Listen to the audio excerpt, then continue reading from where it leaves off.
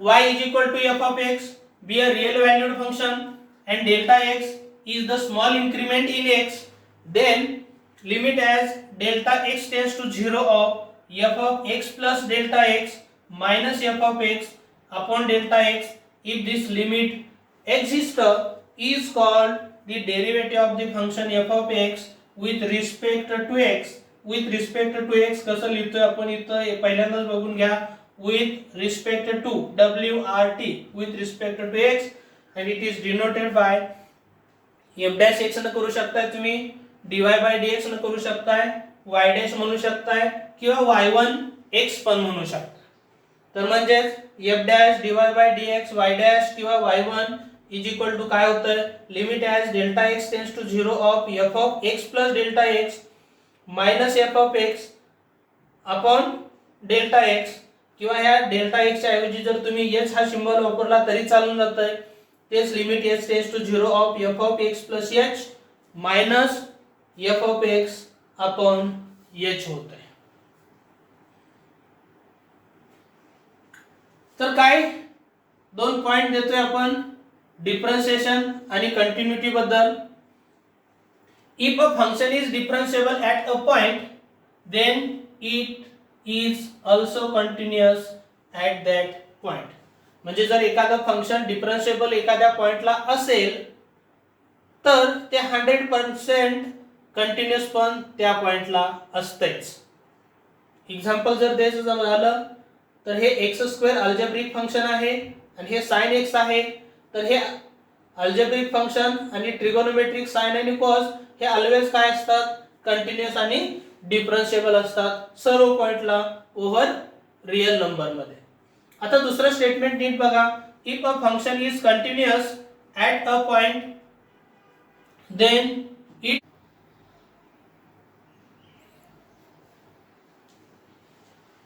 हे स्टेटमेंट आहे काय बघा. If a function is continuous at a point then it need not be differentiable at that point. म्हणजे एखादं फंक्शन जर एखाद्या पॉइंटला कंटिन्यूअस असेल तर तेच फंक्शन त्या पॉइंटला डिफरन्शिएबल असेल आहे असं मी सांगू शकत नाही. तर त्याच्यासाठी एक एक्झाम्पल बघूया. Consider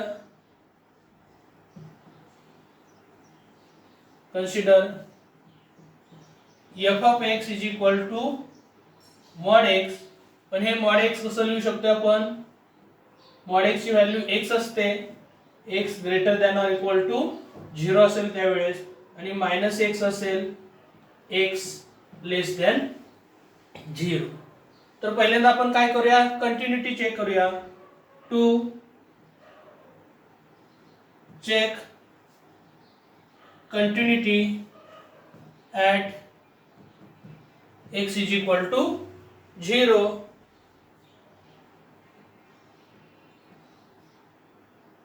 We have to show. तर आपल्याला काय दाखवावं लागेल continuity at x is equal to 0 ला. तर left hand limit LHL means left hand limit equal to right hand limit equal to value of the function at. इथं break झालेलं दिसतंय फंक्शन कुठं 0 ला. तर हे सगळं left hand limit right hand limit आणि व्हॅल्यू ऑफ द फंक्शन कुठं बघावं लागेल x इक्वल टू 0 ला. तर हे तिन्ही पार्ट इक्वल असतील तरच मी म्हणू शकतोय हे दिलेलं फंक्शन आहे ते continuous at x equal to 0 ला आहे. तर बघूया लेफ्ट हँड लिमिट काय आहे. तर left hand limit equal to limit as x tends to 0 minus of f of x. पण x ची व्हॅल्यू 0 पेक्षा छोटी कुठे आहे कुठल्या डोमेन मध्ये आहे x ची व्हॅल्यू 0 पेक्षा छोटी इथं आहे. मग त्याच्याशी रिलेटेड फंक्शन कोणतं येईल f of x equal to minus of x येईल. म्हणजे हे काय घ्यावं लागेल limit as x tends to 0 minus of f of x ची व्हॅल्यू ही मायनस x घ्यावी लागेल. आता इथं x टेंड्स टू 0 मायनस आहे तरी पण x ची व्हॅल्यू मी पुट करताना काय करणार आहे 0 पुट करणार आहे. तर हे 0 मायनस किंवा 0 प्लस कधीपर्यंत घ्यायचं तर ह्या डोमेनच्या रिलेटेड फंक्शन घेतोय तोपर्यंत हे 0 मायनस किंवा 0 प्लस काय असेल ते क्वांटिटी घ्यायची, पण x ची व्हॅल्यू आपण काय ठेवणार आहे, 0 पुट करणार आहे. मग जर इथं -x हे फंक्शन आहे त्याच्यामध्ये x ची व्हॅल्यू जर 0 ठेवली तर -0 इक्वल टू काय होऊन जाईल, 0 होऊन जाईल. तसंच राईट हँड लिमिट काय होतं, right hand limit equal to limit as x tends to 0 plus of f of x is equal to limit as x tends to 0 plus of, पण 0 पेक्षा मोठी x ची व्हॅल्यू कुठे आहे, या डोमेन मध्ये आहे. म्हणजे त्याच्याच रिलेटेड फंक्शन काय आहे आपलं f of x is equal to x आहे. म्हणजे मला इथं काय घ्यावं लागेल, f of x च्या ऐवजी x, आणि 0 प्लस असेल तरी पण मी x ची व्हॅल्यू 0च घेतोय. ती जर इथं ठेवली तर मला राईट हँड लिमिट काय मिळून जाईल, 0 मिळून जाईल. आता नेक्स्ट पार्ट आहे f of 0, पण तेच f of 0 कसं फाइंड आउट करतोय आपण, तर f of 0 म्हणजेच value of the function f of x at x equal to 0. तर at x equal to 0 ला बघायचंय, पण x equal to 0 कुठं डोमेन मध्ये आहे, x equal to 0 पण आहे आणि x ग्रेटर दॅन 0 पण आहे. म्हणजे डोमेन इथं आहे, त्याच्या रिलेटेड फंक्शन हे x आहे. म्हणजे हे फंक्शन मला चूज करावं लागेल x, पण x ची व्हॅल्यू काय ठेवायची आहे, 0. तर x ची व्हॅल्यू 0 ठेवून पुन्हा मला काय मिळेल, 0 मिळेल.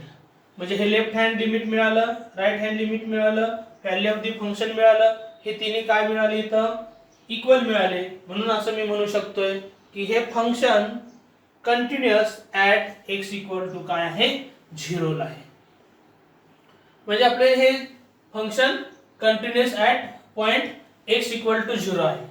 आता हेच आपल्याला मिळतंय की येतंय का नाही ते बघूया.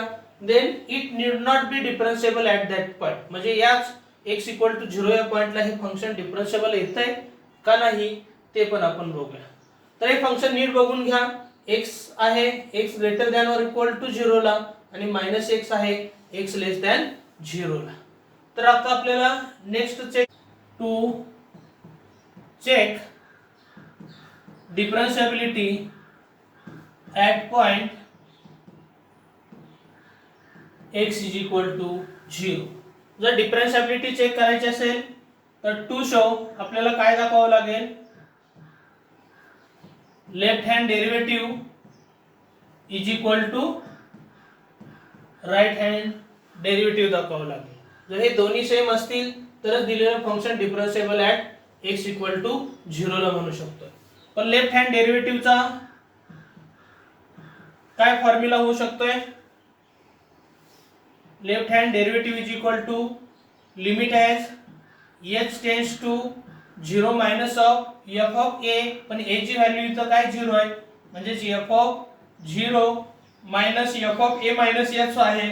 म्हणजे f of 0 minus h upon h असा फॉर्म्युला आहे. आणि हे जर व्यवस्थित सिंप्लिफाय करूया अगोदर, limit as h tends to 0 minus of हे f ऑफ 0 आहे असं घेतोय, मायनस हे 0 मायनस h काय होईल, f ऑफ मायनस h होईल अपॉन h होईल. Is equal to limit as h tends to 0 minus of, पण f ऑफ 0 म्हणजे व्हॅल्यू ऑफ द फंक्शन आहे, ती व्हॅल्यू ऑफ फंक्शन ऑलरेडी आपण फाइंड आउट केली, ती होती 0. आता f ऑफ मायनस h काढायचं आहे, पण इथं limit h tends to 0 minus आहे. मग बघूया हे फंक्शन 0 मायनस ला काय आहे, -x आहे. म्हणजे f of x is equal to -x आहे. आणि आपल्याला काढायचं f ऑफ -h, म्हणजे या x चं रिप्लेसमेंट काय करावं लागेल, -h ने इथं पण आणि इथं पण रिप्लेस करावं लागेल. म्हणजे हे काय होईल, minus of minus h upon h होऊन जाईल. आणि इज इक्वल टू हे 3 वेळा मायनस आहे, म्हणजेच काय होऊन जाईल, minus of h tends to 0 minus of हे मायनस h अपॉन h होईल. आणि पुन्हा सिंप्लिफाय केलं तर h ला h कॅन्सल होईल. Limit as h tends to 0 minus of काय होईल, मायनस ऑफ 1 होईल. आणि याच्यामध्ये लिमिट अप्लाय केलं तर हे काय होऊन जाणार आहे, -1. म्हणजे लेफ्ट हँड डेरिव्हेटिव्ह काय मिळते आपल्याला -1 मिळते. आता बघूया राईट हँड डेरिव्हेटिव्ह काय मिळते. तर राईट हँड डेरिव्हेटिव्ह साठी फॉर्म्युला इथं काय होईल, ॲट x = a जर घेतलं तर लिमिट ॲज, तर right hand derivative is equal to limit as h tends to 0 plus of f of a plus h, म्हणजे f of 0 plus h minus f of a, पण a ची value इथं काय घेतोय आपण 0 ला डिफरन्शिएबिलिटी घेतोय, चेक करतोय, म्हणजे इथं f ऑफ 0 येईल. पण इथं 0 प्लस h हे 0 होईल, त्याप्रमाणे limit as h tends to 0 plus of f of h minus f of 0 upon h is equal to limit as h tends to 0 plus of, हे डिनॉमिनेटर मी आहे असं लिहितोय, हे f ऑफ 0 ऑलरेडी माहित आहे म्हणून मी इथे घेतोय. आता मला f of h find out करायचं आहे, पण f of h find out करायचं आहे आणि limit as h tends to 0 plus आहे, म्हणजे त्याच्याशी रिलेटेड काय करावं लागेल, हे फंक्शन घ्यावं लागेल. म्हणजे f of x is equal to x आहे, तर f of h is equal to काय होईल, h होईल. तर हे -0 इग्नोर केलं तर h अपॉन h 1 होईल, म्हणजेच काय होणार आहे, limit as h tends to 0 plus of 1 होईल. आणि हे जर लिमिट पुट केलं तर ह्या कॉन्स्टंट मध्ये लिमिटचा काही परिणाम होणार नाही आणि मिळेल मला इथं 1. म्हणजेच राईट हँड डेरिव्हेटिव्ह मला मिळाले 1 आणि लेफ्ट हँड डेरिव्हेटिव्ह जर बघितलं तर काय आहे -1 आहे. आणि डिफरन्शिएबिलिटी होण्यासाठी काय पाहिजे आपल्याला, left hand derivative equal to right hand derivative पाहिजे, पण मिळत नाही. म्हणजेच काय म्हणू शकतो आपण, हे दिलेलं फंक्शन जे आहे f of x is equal to mod x, हे x इक्वल टू 0 ला डिफरन्शिएबल नाही. म्हणजे आपण हे स्टेटमेंट कसं म्हणू शकतोय, हे दिलेलं फंक्शन कंटिन्यूटी चेक केलीच आपण, दिलेलं function continuous at x equal to 0 ला आहे, पण it need not be differentiable at x equal to 0. म्हणजे हे स्टेटमेंट तुम्हाला व्यवस्थित रिमेंबर करायला पाहिजे. पण डिफरन्शिएबिलिटी इम्प्लाइज कंटिन्यूटी हे 100% असते. म्हणजे एखादं फंक्शन एखाद्या पॉइंटला जर डिफरन्शिएबल असेल तर ते त्याच पॉइंटला कंटिन्यूअस सुद्धा 100% असते.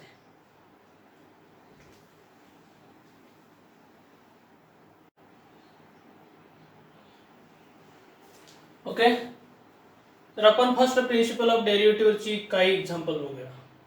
तर पहिले एक्झाम्पल आहे, find the derivative of the function f of x is equal to x square using first principle of derivative. तर दिलेलं function f of x is equal to x square आहे. तर हेच याच फंक्शन वरून मी f of x plus h हे x plus h bracket square असं लिहू शकतो. म्हणजे इथं x असेल तर x स्क्वेअर, तर x चं रिप्लेसमेंट मी x प्लस h ने केलं, तर राईट हँड साइडला पण मला x चं रिप्लेसमेंट x प्लस h ने करायला पाहिजे. So by the first principle of derivative काय करता येईल, f dash of x is equal to limit as h tends to 0 of f of x plus h minus f of x upon h आहे. पण f of x plus h ची value x plus h bracket square आहे ती इथं put केली, आणि f of x ची value जी x स्क्वेअर आहे ती पण पुट केली. पण याच्यासाठी मला बेसिक आयडिया माहित पाहिजे, ती म्हणजेच a plus b bracket square असेल तर तेच आपण a square plus 2ab plus b square असं लिहू शकतोय. त्याप्रमाणे याचा स्क्वेअर होईल x square plus 2xh plus h square minus x square upon h. पण या टर्म मध्ये x स्क्वेअर ला मायनस x स्क्वेअर कॅन्सल होईल, आणि या ज्या दोन टर्म न्यूमरेटरला राहतील त्याच्यामधून पण h कॉमन निघेल, h स्क्वेअर मधला h कॉमन निघेल, आणि नेक्स्ट स्टेपला होईल h into 2x plus h upon h. पण इथं काय होईल, h ला h पण कॅन्सल होईल आणि राहतं 2x प्लस h, आणि याच्यामध्ये h टेंड्स टू 0 ठेवायचं. म्हणजे इथं 2x मध्ये काय ठेवायला h ची व्हॅल्यू चान्सच नाही, 2x ॲज इट इज येईल आणि h ची व्हॅल्यू 0 ठेवली तर काय मिळेल मला 2x मिळेल, म्हणजे f dash x is equal to 2x मिळेल. म्हणजे f ऑफ x जर x स्क्वेअर असेल तर x स्क्वेअरचा डेरिव्हेटिव्ह काय होतंय 2x होतोय. तर अजून आयडिया आपण नेक्स्ट एक्झाम्पल मधून बघून घेऊया. Find the derivative of the function f of x is equal to x cube using first principle. तर दिलेलं function f of x is equal to x cube असेल तर f of x plus h हे x plus h raise to 3 होईल. Therefore by the first principle of derivative काय होईल, f dash of x is equal to limit as h tends to 0 of f of x plus h minus f of x upon h. f of x ची value जी इथं आहे x plus h cube, f of x ची value जी x cube आहे ती ठेवली upon h. पण हे a plus b raise to 3 सारखं आहे, म्हणजे याला फॉर्म्युला यूज करावा लागेल आपल्याला. a plus b bracket raise to 3 is equal to a cube plus 3a square b plus 3ab square plus b cube.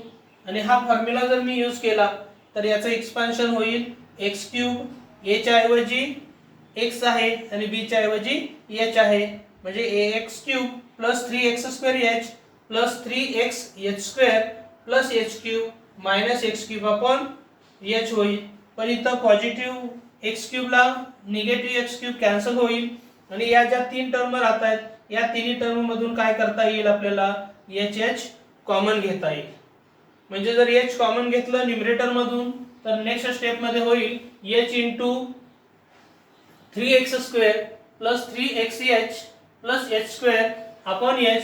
पण हा h ला h काय होणार आहे आपला कॅन्सल होऊ शकतोय, म्हणजे राहते हा न्यूमरेटरची टर्म आहे सी आणि इथं आपण लिमिट h टेंड्स टू 0 जर अप्लाय केलं इथं तर हे 3x स्क्वेअर मध्ये h ची व्हॅल्यू नसल्यामुळे ते आहे असं येईल. 3x इंटू h ची व्हॅल्यू 0 आणि 0 स्क्वेअर होईल आणि ही पण टर्म 0 मुळे 0 होईल आणि 0 स्क्वेअर पण 0 होईल. निग्लेक्ट करूया म्हणजे राहते फक्त 3x स्क्वेअर. म्हणजे दिलेलं फंक्शन जर x क्यूब असेल तर त्याचा डेरिव्हेटिव्ह 3x स्क्वेअर होईल. आता त्याप्रमाणेच if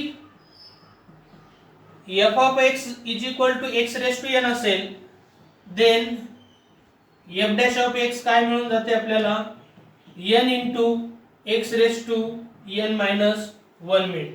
तर हे डेरिव्हेटिव्ह मिळवण्यासाठी जो फर्स्ट प्रिन्सिपलचा फॉर्म्युला आहे त्याच्यामध्ये आपल्याला x plus h raised to n साठी बायनॉमियल थेरमचा कन्सेप्ट यूज करावा लागेल.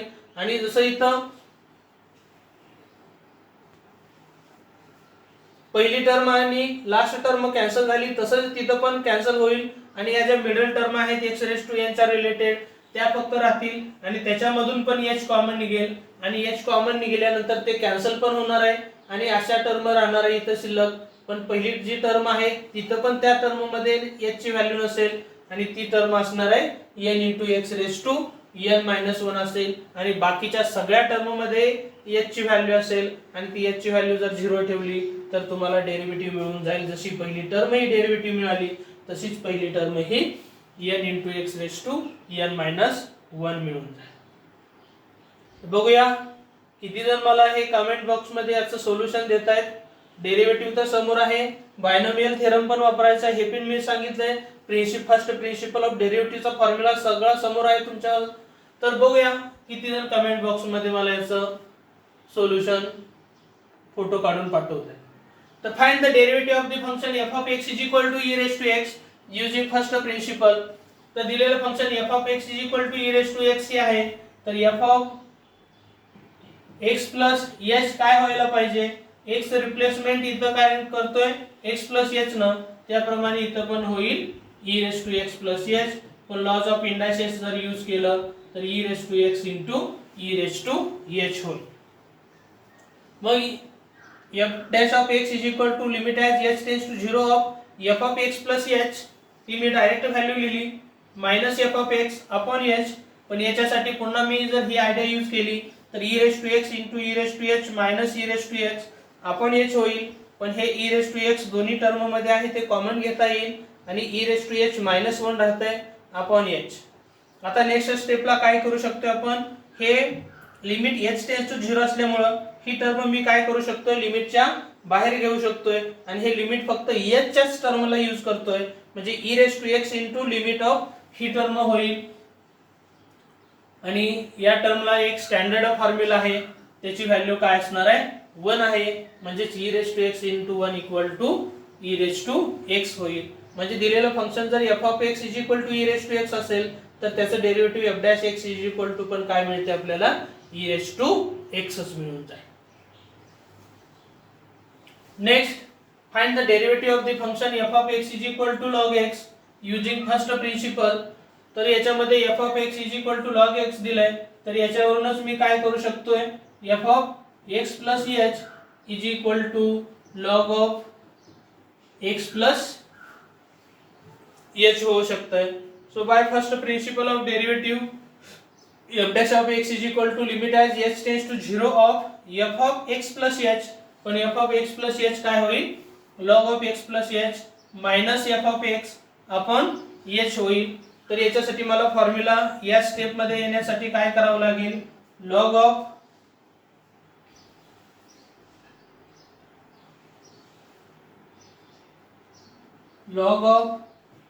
m minus log of n is equal to log of m upon n हा लॉगॅरिथमचा फॉर्म्युला यूज करावा लागेल. त्याप्रमाणे log of x plus h upon x होईल divided by हे h. पण मी x ने सेपरेट डिवाइड केलं तर x अपॉन x 1 होईल plus h by x upon h होईल. म्हणजे हे नेक्स्ट स्टेपला इथं 1 होईल, h plus h upon x होईल. पण माझ्याकडे पुन्हा लिमिटचा फॉर्म्युला असा आहे, limit as x tends to किंवा a टेन्स टू 0 घेतो मी. a टेन्स टू 0 असेल तर log ऑफ 1 प्लस a असेल तर डिनोमिनेटरला पण aच पाहिजे, तर व्हॅल्यू काय होते याची, 1 होते. तो इथं a बाय x घेतलं, इथं a by x as x tends to 0 घेऊया. म्हणजे याच्यासारखा फॉर्म्युला जर तयार करायचं म्हटलं तर इथं a बाय x असेल तर इथं पण a बाय x च पाहिजे, तर या लिमिटची व्हॅल्यू काय होते, 1 होते. म्हणजे इथं h बाय x आहे पण इथं h आहे, म्हणून मी काय करतो, या डिनोमिनेटरला x ने डिवाइड करतोय आणि x न मल्टिप्लाय करतोय. मग ते केले की हे x हा डिनोमिनेटरचाच पार्ट आहे आणि लिमिट h टेन्स टू 0 असल्यामुळे x ची टर्म काय होते, लिमिटच्या बाहेर येईल. आणि लिमिट ऑफ हा पार्ट अपॉन हा पार्ट जर केला तर याला जर मी हा फॉर्म्युला यूज केला तर याची व्हॅल्यू काय असेल, 1 असेल. आणि 1 बाय x इंटू 1 काय होऊन जाईल आपल्याला, 1 बाय x. म्हणजे दिलेलं फंक्शन log x असेल तर त्याचा डेरिव्हेटिव्ह काय होणार आहे, 1 बाय x होणार आहे. तसंच नेक्स्ट एक्झाम्पल आहे, find the derivative of the function f of x is equal to sin x using first principle. त्याच्यामध्ये दिलेलं function f of x is equal to sin x असेल तर f of x plus h हे sin of x plus h होऊन जाईल. So by first principle of derivative काय होणार आहे, f dash x is equal to limit as h tends to 0 of f of x plus h minus f of x upon h आहे. आता हे sin c minus sin d दिसतंय आणि sin c minus sin d चा formula काय, 2 cos of c plus d upon 2 into sin of c minus d upon 2 असं आहे. पण इथं c ची व्हॅल्यू काय असणार आहे, x प्लस h आणि d ची व्हॅल्यू काय असेल, x असेल. त्याप्रमाणे याचं सिंप्लिफिकेशन काय होईल, 2 into cos of c plus d upon 2 into sin of c minus d upon 2 होईल. पण इथं x प्लस x 2x होईल h आणि x ला x इथं काय होणार आहे, ब्रॅकेट मध्येच कॅन्सल होणार आहे, इथं h बाय 2 होईल. तर बघूया, इथं sin ऑफ h बाय 2 आणि इथं cos of 2x plus h by 2 होईल अपॉन h आहे. ही टर्म इथं कव्हर केलेली आहे.